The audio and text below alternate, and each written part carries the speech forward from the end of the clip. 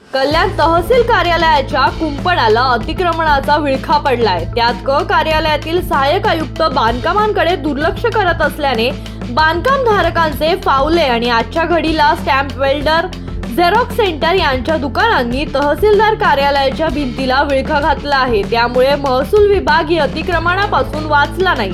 कल्याण पश्चिम येथील तहसीलदार कार्यालय हे स्टेशन परिसरात असून मोक्याच्या ठिकाणी आहे।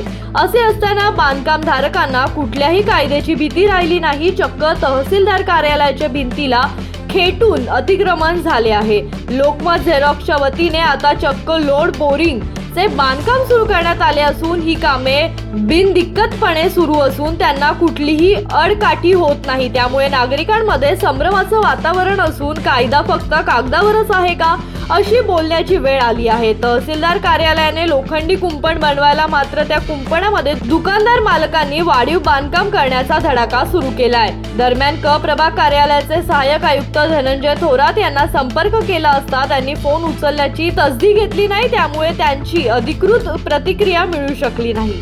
विशाल वाघमारे, जनशक्ती, कल्याण।